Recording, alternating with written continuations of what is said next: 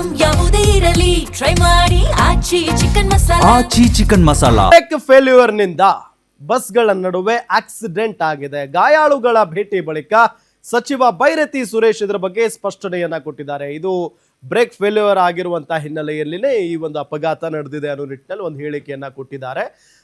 ಬೆಳಗ್ಗೆ KR circle ನಲ್ಲಿ 2 ಬಸ್ಗಳ ನಡುವೆ ಅಪಘಾತ ಆಗಿದೆ. 13 ಜನರಿಗೆ ಸಣ್ಣ ಪುಟ್ಟ ಗಾಯಗಳಾಗಿದೆ, 3 ಜನರಿಗೆ ಹೆಚ್ಚಿನ ಗಾಯ ಆಗಿದೆ. ಸೊ ಅಧಿಕೃತವಾಗಿ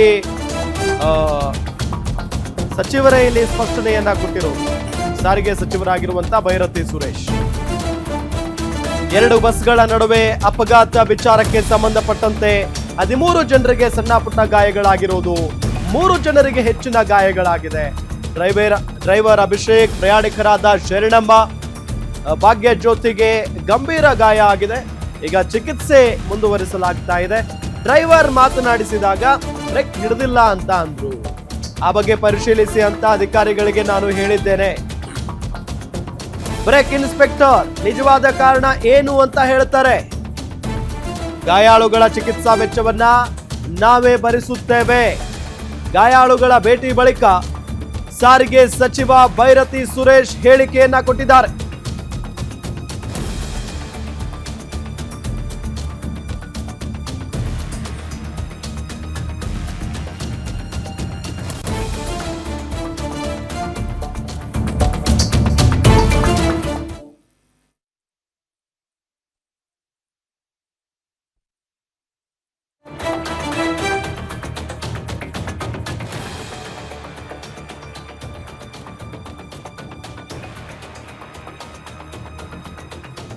ಬೆಳಿಗ್ಗೆ KR ಸರ್ಕಲಲ್ಲಿ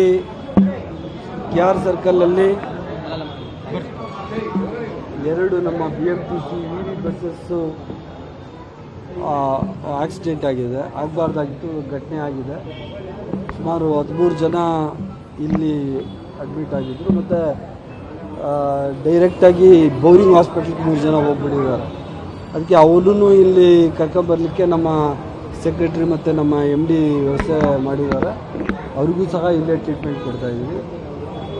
ಯಾರಿಗೂ ಭಾಳಷ್ಟು ಜನ ದೇವ್ರ ದಯದಿಂದ ಡಿಸ್ಚಾರ್ಜ್ ಆಗುವಂಥವ್ರು ಒಬ್ಬೊಬ್ಬರೇ ಡಿಸ್ಚಾರ್ಜ್ ಆಗ್ತಾಯಿದ್ದಾರೆ.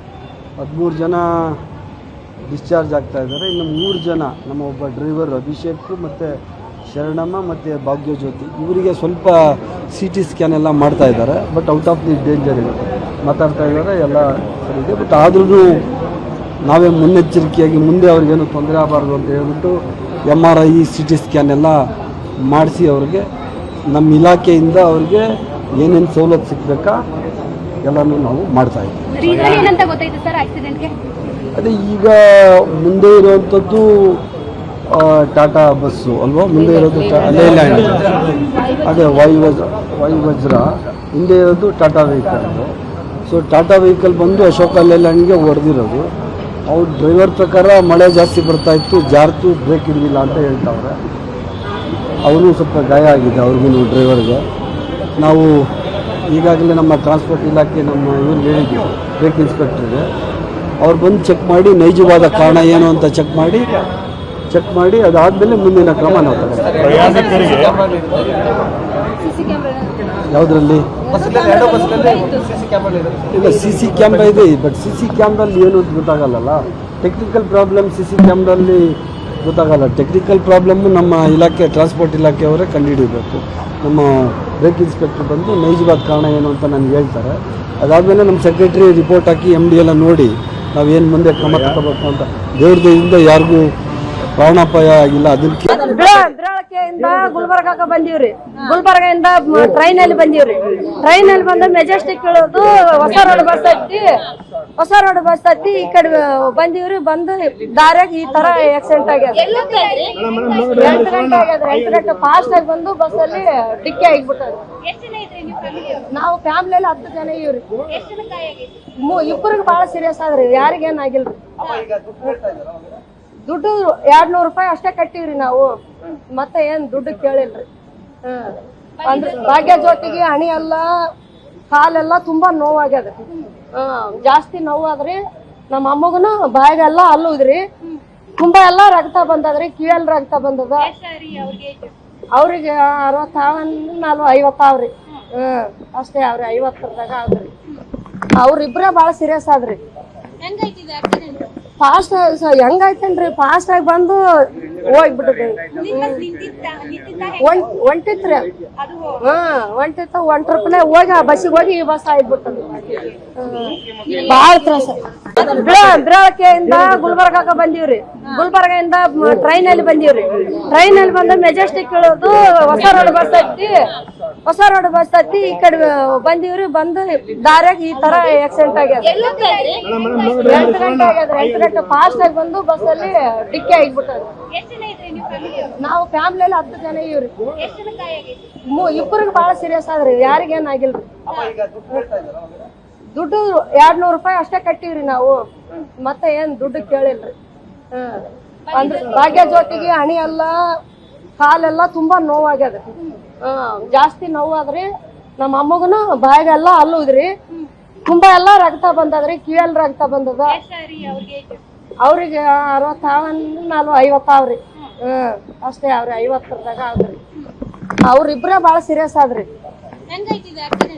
ಫಾಸ್ಟ್ ಹೆಂಗಾಯ್ತೇನ್ರಿ, ಫಾಸ್ಟ್ ಆಗಿ ಬಂದು ಹೋಗ್ಬಿಟ್ಟದ್ರಿ. ಒಂಟಿತ್ರಿ ಒಂಟ್ರಪ್ಲೆ ಹೋಗಿ ಆ ಬಸ್ಸಿಗೆ ಹೋಗಿ ಈ ಬಸ್ ಆಗ್ಬಿಟ್ಟದ. ಬಾಳ ತ್ರಾಸ. ಬಿಳಾಕೆಯಿಂದ ಗುಲ್ಬರ್ಗಾಕ ಬಂದೀವ್ರಿ. ಗುಲ್ಬರ್ಗದಿಂದ ಟ್ರೈನ್ ಅಲ್ಲಿ ಬಂದೀವ್ರಿ. ಟ್ರೈನ್ ಅಲ್ಲಿ ಬಂದ ಮೆಜೆಸ್ಟಿಕ್ ಇಳೋದು ಹೊಸ ರೋಡ್ ಬಸ್ ಹತ್ತಿ ಈ ಕಡೆ ಬಂದೀವ್ರಿ. ಬಂದು ದಾರ್ಯಾಗ ಈ ತರ ಆಕ್ಸಿಡೆಂಟ್ ಆಗ್ಯದ. 8 ಗಂಟೆ ಆಗ್ಯದ್ರಿ. 8 ಗಂಟೆ ಫಾಸ್ಟ್ ಆಗಿ ಬಂದು ಬಸ್ ಅಲ್ಲಿ ಡಿಕ್ಕಿ ಆಗಿಬಿಟ್ಟದ. ನಾವು ಫ್ಯಾಮಿಲಿಯಲ್ಲಿ 10 ಜನ ಇವ್ರಿ. ಇಬ್ಬರಿಗೆ ಬಾಳ ಸೀರಿಯಸ್ ಆದ್ರಿ, ಯಾರಿಗೇನ್ ಆಗಿಲ್ರಿ. ದುಡ್ಡು 200 ರೂಪಾಯಿ ಅಷ್ಟೇ ಕಟ್ಟಿವ್ರಿ ನಾವು, ಮತ್ತೆ ಏನ್ ದುಡ್ಡು ಕೇಳಿಲ್ರಿ. ಅಂದ್ರೆ ಭಾಗ್ಯ ಜ್ಯೋತಿಗೆ ಹಣಿ ಎಲ್ಲ ಕಾಲೆಲ್ಲ ತುಂಬಾ ನೋವಾಗ್ಯದ. ಜಾಸ್ತಿ ನೋವಾದ್ರಿ. ನಮ್ಮ ಅಮ್ಮಗನು ಬಾಯಿಗೆಲ್ಲ ಹಲ್ಲುದ್ರಿ. ತುಂಬಾ ಎಲ್ಲಾ ರಕ್ತ ಬಂದದ್ರಿ, ಕಿವಿಯಲ್ಲಿ ರಕ್ತ ಬಂದದ. ಅವ್ರಿಗೆ 50 ಆವ್ರಿ. ಅಷ್ಟೇ ಅವ್ರಿ 50 ಆದ್ರಿ. ಅವ್ರಿಬ್ರೇ ಬಾಳ ಸೀರಿಯಸ್ ಆದ್ರಿ. ಫಾಸ್ಟ್ ಹೆಂಗಾಯ್ತು. ಇದೇ ವಿಚಾರಕ್ಕೆ ಸಂಬಂಧಪಟ್ಟಂತೆ ಡೀಟೇಲ್ಸ್ ಕೊಡ್ತಾರೆ ನಮ್ಮ crime bureau head SK Manjunath. ಸ್ಥಳದಿಂದಾನೇ ಅಂದ್ರೆ ಆಸ್ಪತ್ರೆಯಿಂದಾನೇ ನೇರ ಸಂಪರ್ಕದಲ್ಲಿ ಜಾಯ್ನ್ ಆಗಿದ್ದಾರೆ. ಮಂಜುನಾಥ್, ಈಗ ಎಷ್ಟು ಜನ ಗಾಯಗೊಂಡಿದ್ದಾರೆ, ಅವರ ಪರಿಸ್ಥಿತಿ ಹೇಗಿದೆ, ಜೊತೆಗೆ ಸಚಿವರು ಕೂಡ ಮಾತನಾಡಿದ್ರು, ಮತ್ತೆ ಈ ಅಪಘಾತ ಆಗೋದಕ್ಕೆ ಏನ್ ಕಾರಣ ಪ್ರಮುಖವಾಗಿ?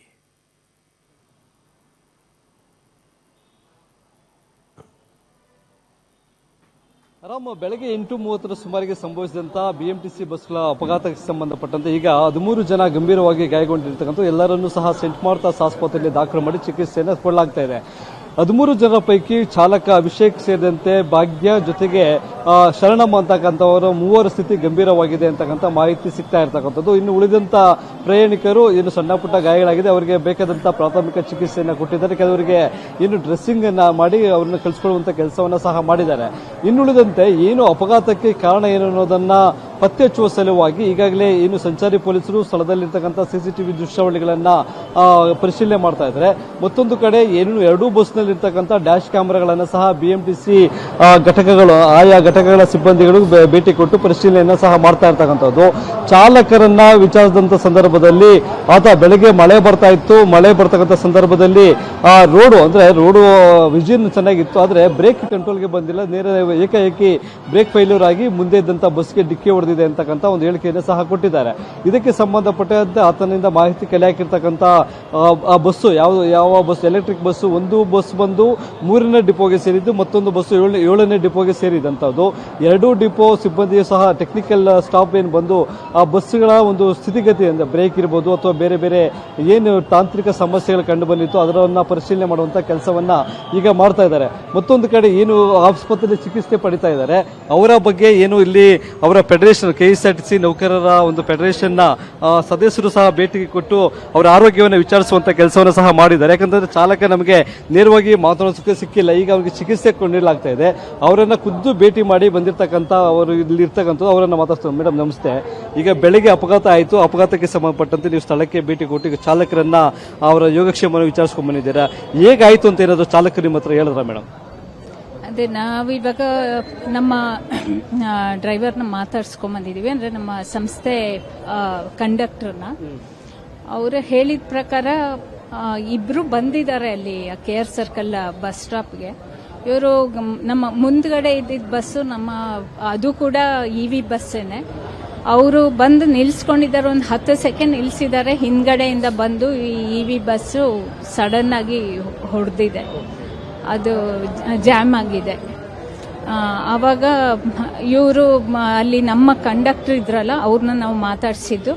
ಅವರು ನಿಂತಿದ್ರಲ್ಲ, ಅದು ಸಡನ್ ಆಗಿ ಹೊಡೆದಿದ್ದ ರಭಸಕ್ಕೆ ಅವರು ಬಿದ್ದಿದ್ದಾರೆ. ಮತ್ತೆ ಅಲ್ಲಿ ಹಿಂದ್ಗಡೆ ಅವರೇ ಆಮೇಲೆ ಇಳ್ದೋಗಿ ಅಲ್ಲಿ EV ಬಸ್ ಅವರು ಜಾಮ್ ಆಗಿತ್ತಲ್ಲ, ಅವ್ರನ್ನ ಎತ್ತಕ್ಕೆ ತುಂಬ ಪ್ರಯತ್ನ ಮಾಡಿ ಅವ್ರನ್ನ ಇಳಿಸಿ ಆಟೋಗೆ ಹಾಕಿ ಕಳಿಸಿದ್ದಾರೆ ಆಸ್ಪತ್ರೆಗೆ.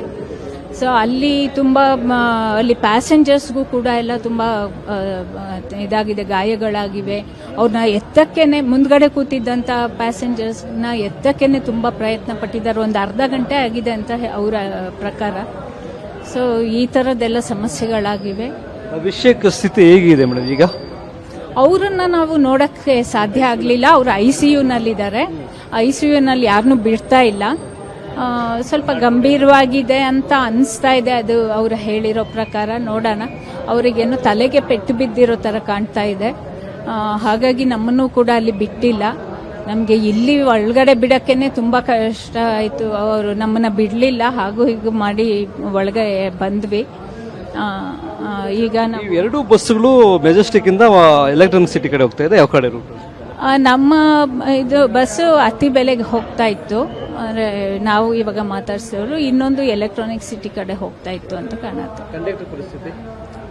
ಕಂಡಕ್ಟ್ರು ಓಕೆ ಇದ್ದಾರೆ ಸ್ವಲ್ಪ, ಆದರೆ ಮೂಕೇಟ್ಗಳು ತುಂಬ ಆಗಿದೆ. ಯಾಕಂದರೆ ಸಡನ್ ಆಗಿ ಅವರು ಬಿದ್ದಿದ್ರಿಂದ ಮೂಕೇಟ್ಗಳು ತುಂಬ ಆಗಿದೆ. ಇನ್ನೊಂದು ಬಸ್ಸಿನ ಕಂಡಕ್ಟ್ರು ಅಲ್ಲ ಡ್ರೈವರು ಇವಾಗ ಗಾಡಿನ ಬಿಟ್ಟು ಬಂದಿದ್ದಾರೆ. ಅಂದರೆ ನಮ್ಮ ಬಸ್ ಇದು AC ವಾಯುವಜ್ರ ಬಸ್. ಅವರು ಪೊಲೀಸ್ ಸ್ಟೇಷನ್ಗೆ ಗಾಡಿ ಬಿಟ್ಬಿಟ್ಟು ಇವಾಗ ಬಂದಿದ್ದಾರೆ. ಅವ್ರಿಗೆ ಇವಾಗ ಟೆಸ್ಟ್ ಮಾಡ್ತಾ ಇದ್ದಾರೆ. ಅವ್ರಿಗೆ ಸ್ಟೀರಿಂಗ್ ಇದು ಸೊಂಟಕ್ಕೆ ಹೊಡೆದಿದೆ ಅಂತ, ಪಕ್ಕೆಗೆ ಹೊಡೆದಿದೆ ಅಂತ ಹೇಳ್ತಾ ಇದ್ದಾರೆ. ಇವಾಗ ಡಾಕ್ಟರ್ಸ್ ಅವ್ರನ್ನ ಟೆಸ್ಟ್ ಮಾಡ್ತಾ ಇದ್ದಾರೆ. ಒಳಗಡೆ ಹೋಗಿದ್ರಿ, ಬೇರೆ ಪ್ಯಾಸೆಂಜರ್ಸ್ ಕಂಡೀಷನ್ ಹೇಗಿದೆ ಅಂತ? ಪ್ಯಾಸೆಂಜರ್ಸ್ ಇಲ್ಲಿ ಏನು ಇರಲಿಲ್ಲ. ಕೆಲವರೆಲ್ಲ ಬೌರಿಂಗ್ ಆಸ್ಪತ್ರೆನಲ್ಲಿ ಇದ್ದಾರೆ ಅಂತ ಗೊತ್ತಾಗಿದೆ. ಇವಾಗ ಅವ್ರನ್ನೆಲ್ಲ ಇಲ್ಲಿಗೆ ಶಿಫ್ಟ್ ಮಾಡ್ತಾ ಇದ್ದಾರೆ. ಎಲ್ಲ ಪ್ಯಾಸೆಂಜರ್ಸ್ನು ಇಲ್ಲೇ ಶಿಫ್ಟ್ ಮಾಡಿ ಒಂದೇ ಕಡೆ ಅವ್ರಿಗೆ ಟ್ರೀಟ್ಮೆಂಟ್ ಕೊಡಿಸಿ ಆಮೇಲೆ ಏನು ಮಾಡಬೇಕು ಅಂತ ಈಗ ಮಾತಾಡ್ತಾ ಇದ್ದಾರೆ. ಈಗ ಪ್ಯಾಸೆಂಜರ್ಸ್ಗೂ ಮತ್ತು ನಿಮ್ಮ ಸ್ಟಾಫ್ಗೆ ಎಲ್ಲ ನಿಮ್ಮ ಡಿಪಾರ್ಟ್ಮೆಂಟ್ ಕಡೆಯಿಂದನೇ ಒಂದು ಚಿಕಿತ್ಸಾ ವೆಚ್ಚವನ್ನು ಭರಿಸುತ್ತೇವೆ ಅಂತಕ್ಕಂತ ಹೇಳಿದ್ದಾರೆ. ಅದ್ರ ಬಗ್ಗೆ ಇಲ್ಲ, ಇವರು ಅದ್ರ ಬಗ್ಗೆ ಇನ್ನೂ ಅಷ್ಟು ನನಗೆ ಮಾಹಿತಿ ಸಿಕ್ಕಿಲ್ಲ. ನನಗನ್ಸೋ ಪ್ರಕಾರ ಈ ಪ್ರೈವೇಟ್ ಏಜೆನ್ಸಿನವ್ರು ಏನಿದಾರಲ್ಲ, ಅವ್ರ ಕಡೆಯಿಂದನೇ ಇದನ್ನ ತಗೊಳ್ತಾರೆ. ಏಕೆಂದರೆ ಇದು ಅವರಿಂದ ಆಗಿರೋಂಥ ತಪ್ಪಿದು. ಹಾಗಾಗಿ ಅವರಿಂದನೇ ತಗೊಳ್ತಾರೆ. ಅದು ನನ್ನ ಹೆಸರು ಜ್ಯೋತಿ ಅನಂತ್ ಸುಬ್ರಾವ್ ಅಂತ. ನಾನು KSRTC ಸ್ಟಾಫ್ ಆ್ಯಂಡ್ ವರ್ಕರ್ಸ್ ಫೆಡರೇಷನ್ನ ಅಧ್ಯಕ್ಷೆಯಾಗಿ. ಇವರು ಒಳಗಡೆ ಹೋಗಿ ಬಂದಿದ್ದಂಥವ್ರು ಜ್ಯೋತಿ, ಅಲ್ಲಿ ಇದ್ದಂಥ ಪ್ಯಾಸೆಂಜರ್ಗಳನ್ನು ಮತ್ತೆ ಅವರ ಸ್ಟಾಫನ್ನ ಒಂದು ಸ್ಥಿತಿಗತಿ, ಆರೋಗ್ಯದ ಸ್ಥಿತಿ ಹೇಗಿದೆ ಅಂತಕ್ಕಂಥದ್ದು. ಡ್ರೈವರನ್ನು ICUಲಿ ಇಟ್ಟು ಚಿಕಿತ್ಸೆಯನ್ನು ನೀಡಲಾಗ್ತಾ ಇದೆ. ಅವರನ್ನು ನೋಡೋದಕ್ಕೆ ಸಾಧ್ಯವಾಗಲಿಲ್ಲ. ಜೊತೆಗೆ ಘಟನೆಗೆ ಸಂಬಂಧಪಟ್ಟಂತೆ ಚಾಲಕರು ಮತ್ತೆ ನಿರ್ವಾಹಕ ಮತ್ತೆ ಇತರೆ ಪ್ಯಾಸೆಂಜರ್ಗಳನ್ನು ಕೇಳಿದಾಗ ಅವರು ನಡೆದಂಥ ಘಟನೆಯನ್ನು ಹೇಳಿದ್ದಾರೆ. ಇಲ್ಲಿ ಕಂಡು ಬರ್ತಕ್ಕಂಥದ್ದು ಎರಡೂ EV ಬಸ್ಸುಗಳು, ಎರಡೂ EV ಬಸ್ಸುಗಳು. ಏಕೆಂದರೆ EV ಬಸ್ಗಳ ಮೇಲೆ ಜನ ಆರೋಪವನ್ನು ಮಾಡ್ತಾ ಇದ್ದಾರೆ. EV ಚಾಲಕರು ಗಾಡಿಯನ್ನು ಇಷ್ಟ ಬಂದಂತೆ ಮನಸೋಚ್ಚೆ ಓಡಿಸ್ತಾರೆ ಅಂತಕ್ಕಂಥದ್ದು. ಹೀಗಾಗಿ ಅವರಿಂದ ಆಗಿರ್ತಕ್ಕಂಥ ತಪ್ಪಿಗೆ ಸಂಬಂಧಪಟ್ಟಂತೆ ಅವರೇ ಏನು ಏಜೆನ್ಸಿ ಇದೆ ಅವ್ರ ಕಡೆಯಿಂದಲೇ ಚಿಕಿತ್ಸೆಯನ್ನು ಕೊಡುವಂತ ಒಂದು ಸೂಚನೆಯನ್ನ ನೀಡಲಾಗಿದೆ ಅಂತಕ್ಕಂಥದ್ದು. ರಾಮ್, ಮಾಹಿತಿಗಾಗಿ ಮಂಜುನಾಥ್.